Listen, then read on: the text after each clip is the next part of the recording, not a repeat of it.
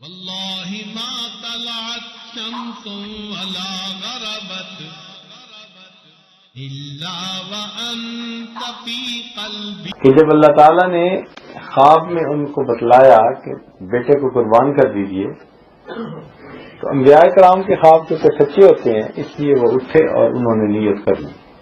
اہلیہ کو کہا کہ بچے کو بھی تیار کر دو، آج جانا ہے کسی بڑے کی ملاقات کے لیے. تو بیوی نے بھی بیٹے کو تیار کر دیا، چل پڑے. چلتے ہوئے چھری بھی لے لی.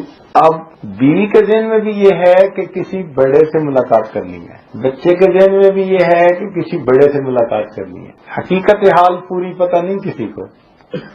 جب چل پڑے تو پیچھے شیطان بیوی حاجرہ کے پاس آیا اور کہنے لگا تجھے پتہ ہے کیا ہونے والا ہے؟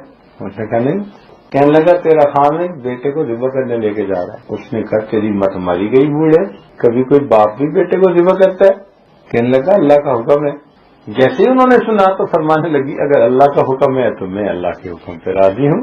تو جب اس نے دیکھا کہ یہاں تو دال نہ گلی، حضرت اسماعیل علیہ السلام کے پاس آیا.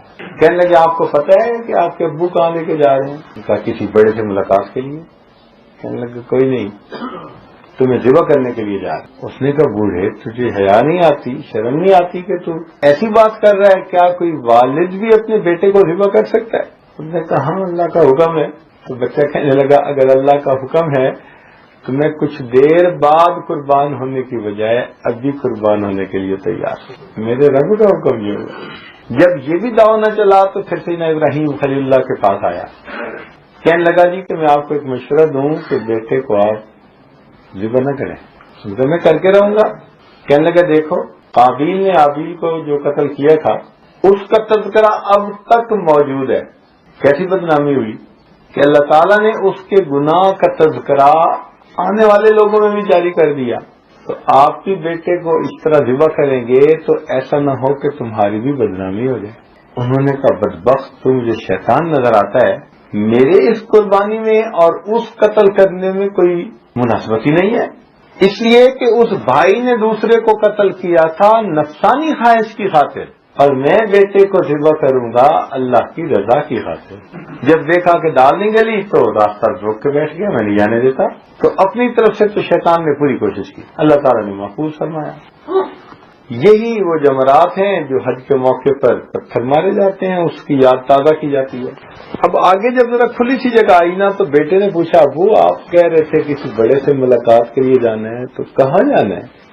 اب سیدنا ابراہیم خلیل اللہ نے ان کو فرمایا کہ بیٹے انی ارا فی المنام انی اذبحک فانظر ماذا تری.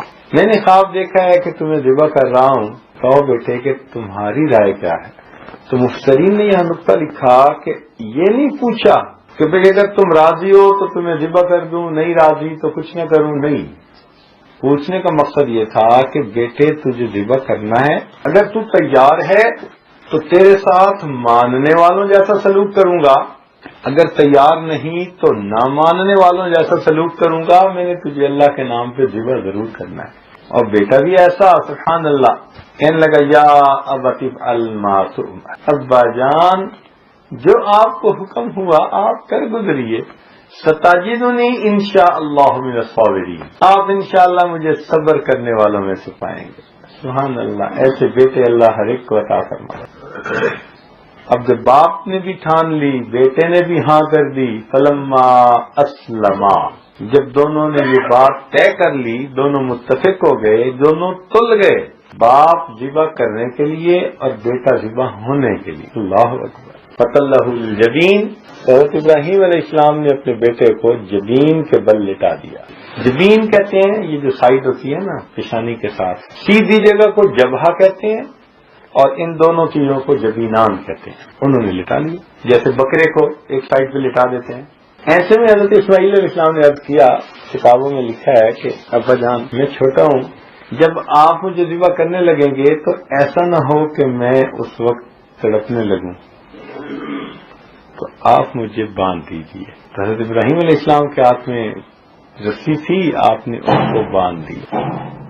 جب باندھ دیا تو اس وقت بچے نے ایک بات اور کی کہنے لگا ابا جان میری خواہش ہے کہ جب آپ مجھے ذبح کر لیں تو میرے کپڑے لے جا کے میری والدہ کو دکھا ضرور دینا تاکہ میری امی کو پتہ چل جائے کہ میرا بیٹا اللہ کے نام پہ قربان ہے. اللہ سیدنا ابراہیم علیہ السلام نے اپنی بھی آنکھوں میں پٹی باندھ لی کہ ایسا نہ ہو کہ میں بچے کو دیکھوں تو میرے اپنے ہاتھ کے اندر کوئی سستی رہ جائے. آنکھوں کو بند کر لیا, بیٹے کو لٹا لیا, اپنی طرف سے بیٹے کو قربان کیا. آنکھ کھولی تو اللہ نے بیٹے کی جگہ مینڈا وہاں رکھا, قربانی قبول ہو گئی. تو گویا سال کی ابتدا قربانی سے شروع ہوئی اور سال کا اختتام کس پر ہوا؟ قربانی پر. فرق اتنا ہے کہ ابتدا جو ہوئی محرم میں وہ ذاتی قربانی سے ہوئی, اپنی جانی قربانی, اور ذی الحجہ پر جو اختتام ہوا تو وہ اولاد کی قربانی. گویا اس زندگی میں مومن کی ابتدا بھی قربانی اور مومن کی انتہا بھی قربانی.